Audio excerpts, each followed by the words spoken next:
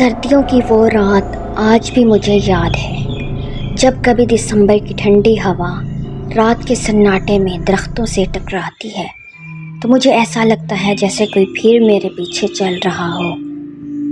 میرا نام شکیل ہے اور یہ واقعہ میرے اپنے گاؤں کوڑے خوشاب کا ہے، ایک ایسا گاؤں جہاں شام ڈھلتے ہی لوگ جلدی گھروں کے دروازے بند کر لیتے تھے، جہاں بوڑھے لوگ رات کو باہر نکلنے سے منع کرتے تھے، اور جہاں ایک ایسا قبرستان تھا جس کا نام سنتے ہی لوگوں کے چہرے زرد پڑ جاتے تھے۔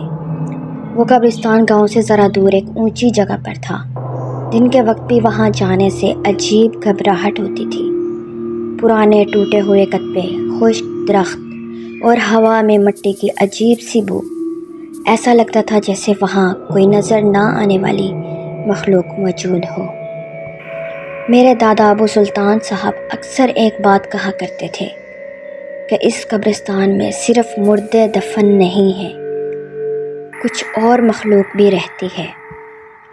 بچپن میں ان باتوں کو مذاق سمجھتا تھا، لیکن پھر ایک ایسا واقعہ پیش آیا جس نے میری پوری زندگی بدل دی۔ کچھ سال بعد ہمارے علاقے میں شدید سیلاب آیا۔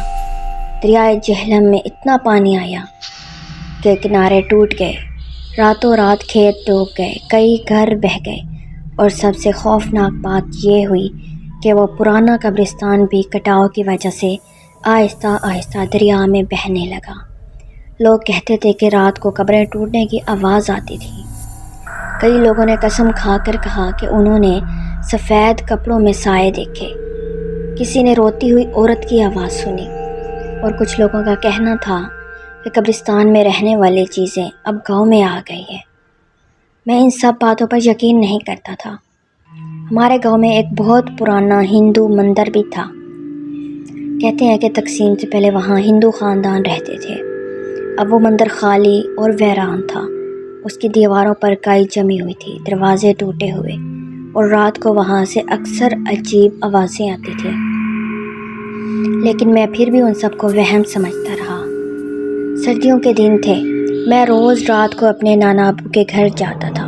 ان کا گھر گاؤں کے دوسرے کونے میں تھا، اور واپسی پر مجھے اسی پرانے مندر کے پاس سے گزرنا پڑتا تھا۔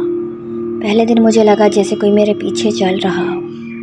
میں رکا، آواز بھی رک گئی۔ میں نے پیچھے دیکھا، لیکن وہاں کوئی نہیں تھا۔ میں ہنس دیا اور خود کو سمجھایا کہ شاید میرا وہم ہے، لیکن اگلی رات پھر وہی ہوا۔ اس بار قدموں کی آواز زیادہ واضح تھی۔ میرا دل زور زور سے دھڑکنے لگا۔ میں نے اچانک پیچھے مڑ کر دیکھا، لیکن پھر بھی کوئی نہیں تھا وہاں۔ اس رات پہلی بار میرے دل میں خوف پیدا ہوا۔ چند دن بعد جب میں واپس آ رہا تھا تو اچانک میرے پیچھے سے ایک دھیمی سی آواز آئی۔ کسی نے میرا نام پکارا۔ میرا پورا جسم کانپ گیا۔ وہ آواز کسی انسان جیسی نہیں تھی۔ ایسا لگ رہا تھا جیسے کوئی بہت دور سے سرگوشی کر رہا ہو۔ میں نے فوراً پیچھے دیکھا۔ راستہ خالی تھا، لیکن اس بار مجھے یقین ہو گیا کہ کچھ نہ کچھ تو ضرور ہے۔ اس دن کے بعد میں رات کو کم ہی باہر نکلتا تھا۔ ایک رات اچانک نانا ابو کی طبیعت خراب ہو گئی۔ امی اور میں فوراً ان کے گھر گئے۔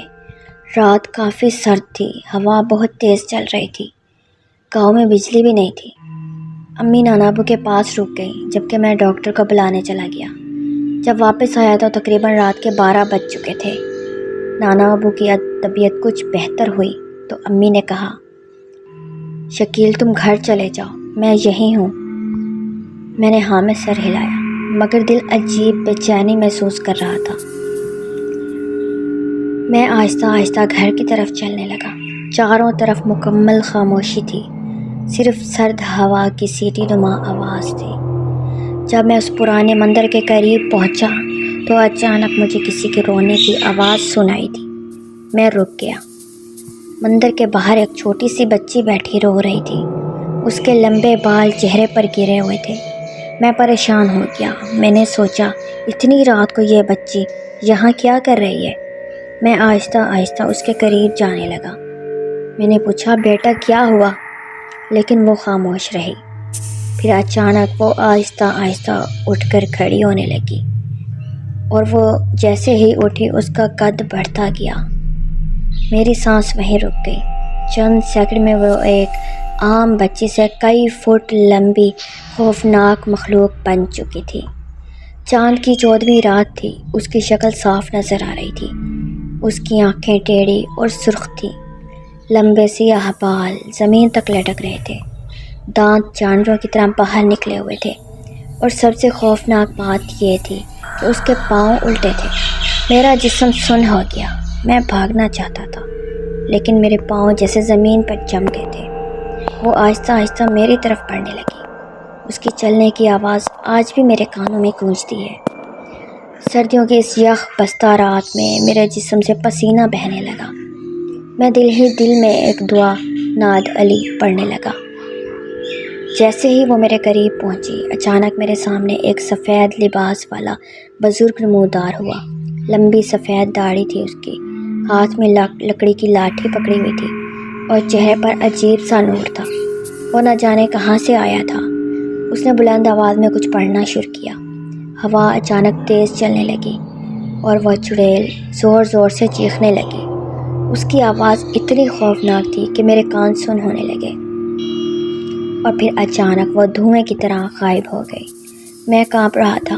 وہ بزرگ میری طرف مڑے اور بولے، اگر تم ناد علی نہ پڑھتے تو یہ تمہیں مار دیتی۔ یہ سن کر میرے رونگٹے کھڑے ہو گئے۔ میں نے دل ہی دل میں پڑھا تھا، انہیں کیسے پتہ چلا؟ میں نے اس سے پوچھنا چاہا، لیکن وہ مڑ کر چلنے لگے۔ میں نے چند سیکنڈ کے لیے نظر ہٹائی اور پھر دیکھا وہ بھی غائب ہو چکے تھے۔ اصل خوف تو اس کے بعد شروع ہوا۔ میں دوڑتا ہوا گھر پہنچا۔ پوری رات بخار میں تپتا رہا۔ اگلی کئی راتوں تک مجھے اپنے گھر کی چھت پر کسی کے چلنے کی آوازیں آتی رہیں۔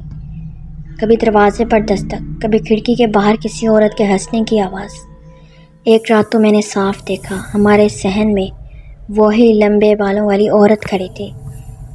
میں چیخنے لگا۔ گھر والے باہر آئے تو دیکھا وہاں کچھ بھی نہیں تھا۔ اگلے دن میں نے گاؤں کے چند بزرگوں کو یہ سب بتایا۔ ان میں سے ایک بوڑھے شخص کا رنگ فوراً زرد پڑ گیا۔ اس نے کہا، تم نے اسے دیکھ لیا؟ میں حیران رہ گیا۔ اس نے بتایا کہ کئی سال پہلے اسی مندر کے قریب ایک عورت نے خودکشی کی تھی۔ لوگ کہتے تھے کہ اس کے بعد سے وہاں عجیب واقعات شروع ہو گئے تھے۔ کچھ لوگ غائب ہوئے، کچھ پاگل ہو گئے، اور پھر جب قبرستان دریا میں بہہ گیا تو شاید وہ چیز آزاد ہو گئی۔ میں نے اس کے بعد رات کو باہر نکلنا تقریباً چھوڑ دیا، لیکن ایک رات مجھے پھر وہی آواز سنائی دی۔ میرا نام پکارا کسی نے۔ میں خوف سے جم گیا۔ کھڑکی کے باہر دیکھا تو دور مندر کے پاس ایک سفید سایہ کھڑا تھا، اور اس کے پیچھے وہی لمبے بالوں والی چڑیل تھی۔ میں نے فوراً آنکھیں بند کر کے دعا پڑھنی شروع کر دی۔ جب دوبارہ دیکھا تو وہاں کچھ نہیں تھا۔ آج کئی سال گزر چکے ہیں۔ وہ مندر اب بھی موجود ہے، لیکن لوگ آج بھی رات کو وہاں سے گزرنے سے ڈرتے ہیں، اور میں آج تک یہ نہیں سمجھ پایا کہ وہ سفید لباس والا بزرگ کون تھا۔ اسے کیسے پتہ چلا کہ میں کیا پڑھ رہا ہوں، اور وہ اچانک کہاں سے آیا تھا اور پھر غائب کہاں ہو گیا؟ کبھی کبھی آج بھی مجھے لگتا ہے کہ شاید وہ انسان نہیں تھا، بلکہ کسی اور دنیا کی کوئی نیک مخلوق تھی، یا شاید وہ اب بھی اس مندر کے آس پاس موجود ہے، کسی اور کو بچانے کے انتظار میں۔